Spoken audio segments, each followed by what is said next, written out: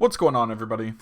It's Matt from Matt Does Everything. Today marks the first video where we take a deep dive into the stories and concepts we've created so far for the community-driven world-building project.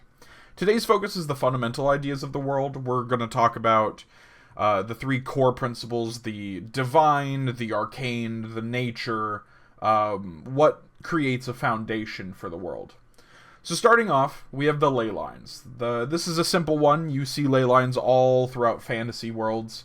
Ley lines are the veins of the world. They spread out across all of the planes, providing life and recirculating death, promoting the cycle of life and death throughout the world's divide. These lines and their crossings are often found where life gathers. It's not impossible to see a road between two cities moving alongside these hidden rivers of life energy, any more than it's not impossible for these cities to be built atop ley line intersections. Just as much as ley lines create life, life is drawn to the ley lines to thrive. Following that up, we have the arcane principle in the world runes. The world runes are the origin of arcane magic. Modern day spells all derive from this mystical runic language having been diluted over time. Nowadays, spells require specific chants and materials and other specific components. However, in the time where the world runes were spoken as a language prior to the world's divide, creation was done with but a sentence, or a snap. In the modern world, this forgotten language now hides across all of the planes. Its power used only by those who have sought their power. They are powerful, lest you forget.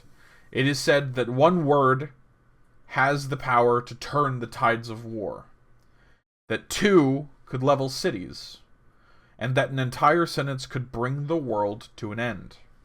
Now, that being the case, it does purely depend on the word. If I have the word for melt, as you see from Frost Lane, I don't know if I could beat an army, though I guess it would be how it's used.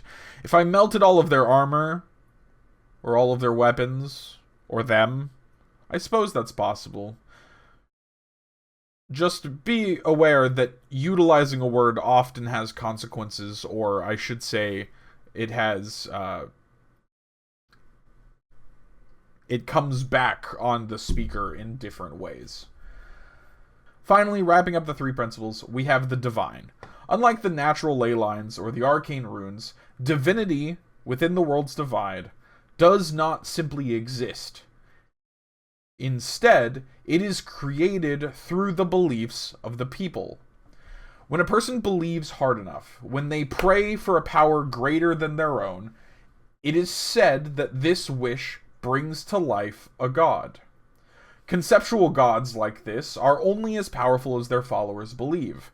This means that if a town were to believe in, say, a god of flowers or happiness, it may not stand up or stand toe-to-toe with a god of war or a god of bloodshed or any sort of dark concept like that.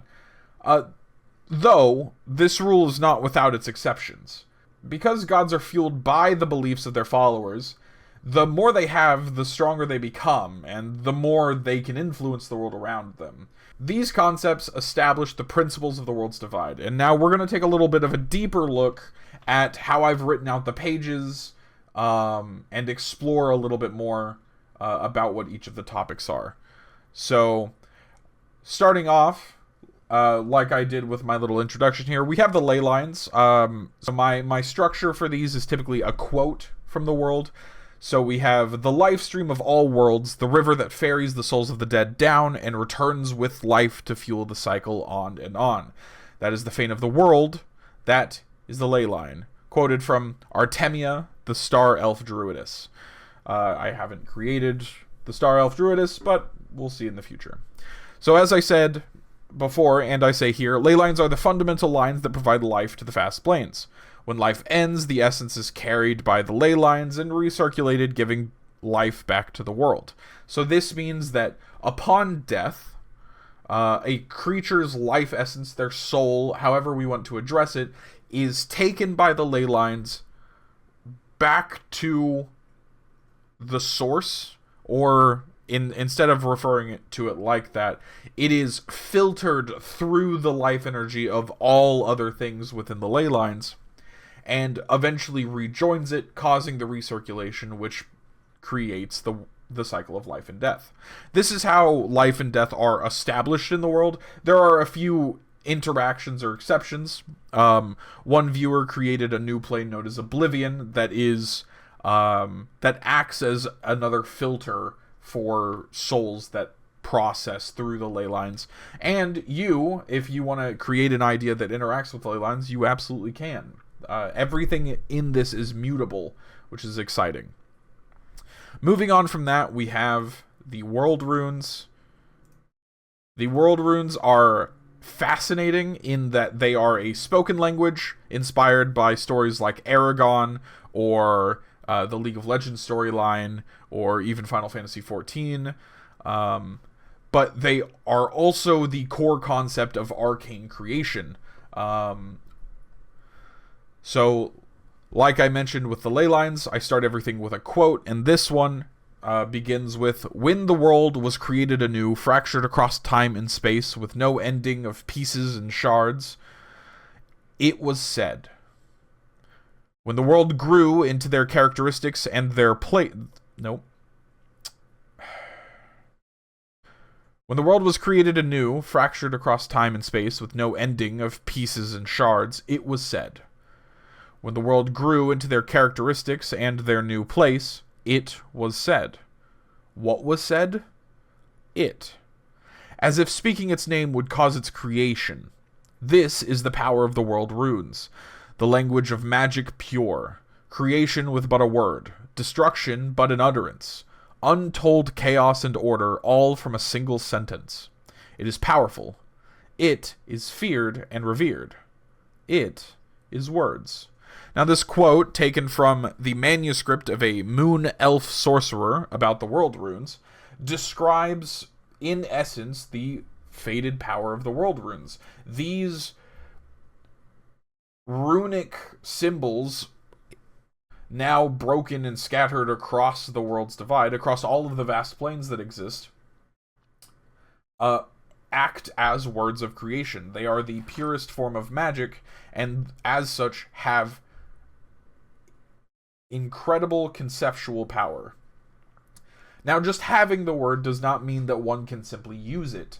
For example, in the city of Frostslane, the world rune of Melt was shared at one point in time, and now is the focal point of a yearly festival in that area.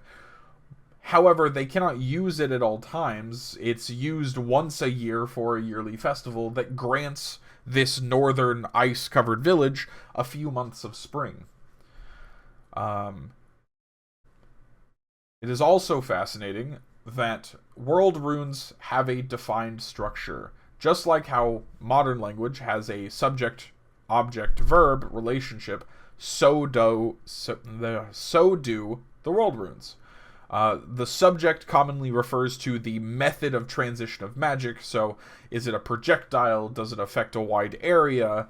I'm taking a big chunk of this from a few different magic systems that I've seen across, all of creation.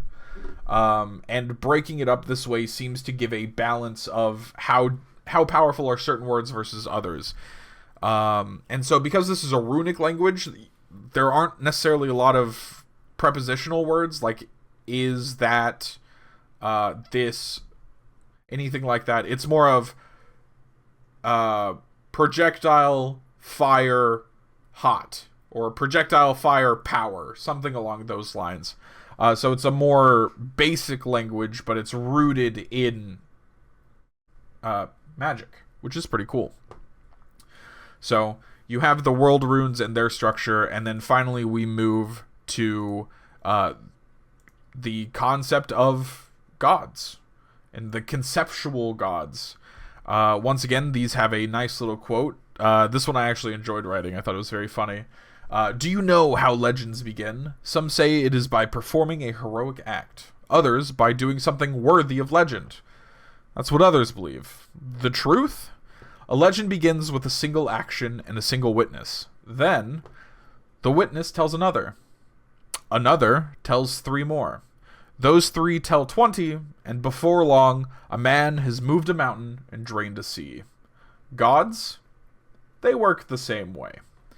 Quoted from A Storied Adventurer, it defines how the concept of gods is entirely based on the people who believe in them. So long as a person believes that a god has the ability to move a mountain, that god may very well possess the ability to move mountains.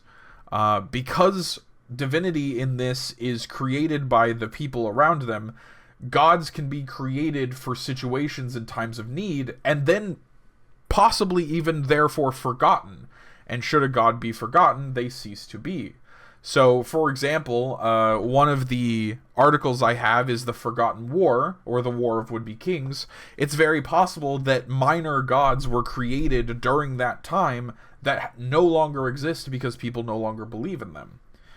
It provides a good foundational point for people who want to do, like, the divinity of a city or a religious sect or anything like that, and their idea not necessarily cross-interact or change or argue with another person's idea. And it helps all 3 of these ideas essentially create a very firm foundation that anyone can use to create anything they want to in the world. And that's the whole idea of this. The reason for the Community Building World Project is so that anyone who wants to create something, anyone who has an idea, anyone who has a passing thought and they go, ooh, that'd be cool in a fantasy world, that's what this is for. And so by providing a firm foundation, anyone can walk in and be like, well, how am I going to get my idea to integrate with the world? Oh, their gods are, it's whoever's believed in it. I can work with that. Or they're in any form of that, for the matter. I'm pretty bad with examples. But all in all, this whole project, the whole basis is so that anyone who wants to participate, be creative, write stories, they can. So, to bring this to a close, if you want to participate, my Discord and the World Anvil are going to be in the description. You can find all the information about this project there. If you liked this, leave a like. If you have an idea you might like to see added to the world, leave a comment. If you have an idea about how I might improve this, leave another comment. If you want to see everything I've done, including the work of other viewers and content creators, you should subscribe. Thank you all. I'll see you later. Bye.